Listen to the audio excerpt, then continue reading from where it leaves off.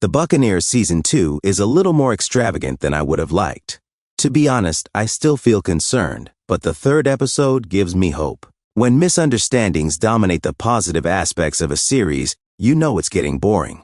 I was concerned about this since the show's main plot, the love triangle between Nan, Theo, and Guy, seemed to be growing into a bigger tangle than we could have predicted.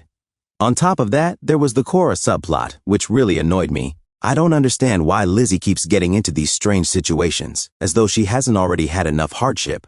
I'm not sure how to interpret this situation, but I do hope that all 5 of the females find happiness in the end. Having said that, let's go on to Season 2, Episode 3. What is Hector's job?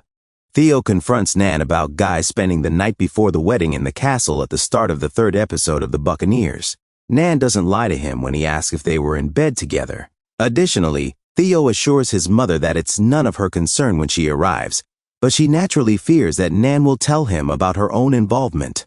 However, the Duchess is very polite and basically accepts responsibility for everything, informing Theo that she married him because of his position. For obvious reasons, he is both grieved and incensed by this. After a few weeks, he disappears, but Nan must pretend nothing has happened and throw a huge Midsummer Night's Dream ball for Lizzie's birthday, where all the women are dressed as fairies. Nan fears that Theo will never return, but his mother seemed to be comfortable with the possibility.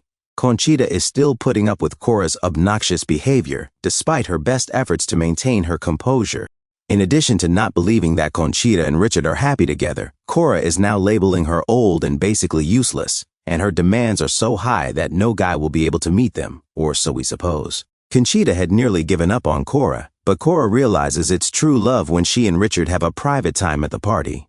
Conchita responds to her question by saying that although it might have seemed like a love affair at first sight, Richard made a fool of himself first by stepping on her clothes. Instead, she chose to speak with Richard, and after a series of events, he became her adored husband. This could have been simply another amusing story for her and her friends. Cora is reminded by Conchita that the goal is to give others her valuable time, not to find a husband. Conchita finally thinks they can pull this off after they spot a man who is courageous enough to wear yellow socks, which is one of Cora's expectations.